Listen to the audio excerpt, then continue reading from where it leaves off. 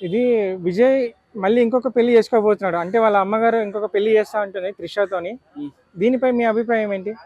అది కొంచెం మంది అట్లా అంటున్నారు, కొంచెం మంది ఫ్రెండ్స్ అని చెప్తున్నారు. ఏది కన్ఫర్మ్ గా తెలాలా.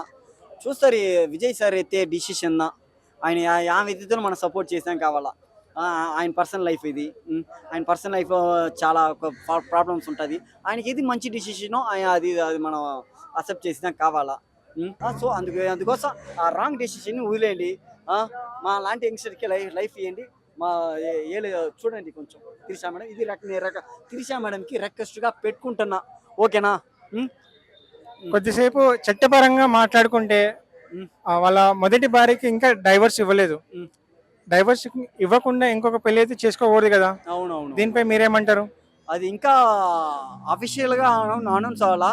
అది విజయ్ సారు వాళ్ళ వైఫ్ వాళ్ళ ఫ్యామిలీస్ మెంబర్స్ అంతా కలిసి ఓకేనా, వాళ్ళ ఫ్యామిలీ సెట్ అక్సెప్ట్ చేసుకుంటారు. దాన్ని బట్టి దానివల్ల ఆయన ఇచ్చిన హామీలో నిలబెట్టుకుంటారా? నమ్మకం ఉంది. మా మా మా ఇద్దరు అన్నోళ్ళు విజయ్ ఫ్యాన్స్, చాలా చిన్న వయసు నుంచి ఇప్పుడు దాకా విజయ్ ఫ్యాన్స్. వాళ్ళ కోసం నేను మా విజయ్ సార్కి ఓట్ చేసిన.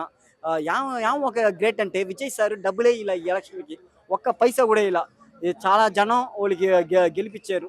ఆ నమ్మకం కాపాడుతారని అనుకుంటున్నా. విజయ్ సార్ మీరు ఏదా రైట్ చేస్తే నేను సపోర్ట్ చేస్తా, రాంగ్ చేస్తే వేలెత్తి క్వశ్చన్ అడగతా.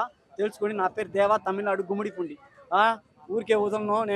నేను సపోర్ట్ చేస్తాను. నేను ఓట్ వేసిన నేను ఒత్తుకుంటున్నా. మీరు మిస్టేక్ చేస్తే నేను హైలైట్ చేస్తా.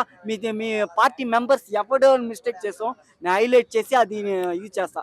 సో దానికి ఏం చెప్తున్నంటే మీ మీద మిస్టేక్ రాకుండా, మీ పార్టీ మీద మీ గవర్నమెంట్ మీద ఎవరో రాంగ్ చెప్పకుండా ఉండండి. అదే చాలు. జనాలకి ఇంకా మంచి చాలా చాలా చాలా చాలా మంచి చేయాలా, అది నేను కోరుకుంటున్నా. అది చెయ్యండి. మీరు అది చేస్తే నేను మీకు సపోర్ట్ చేస్తాను ఎప్పుడు.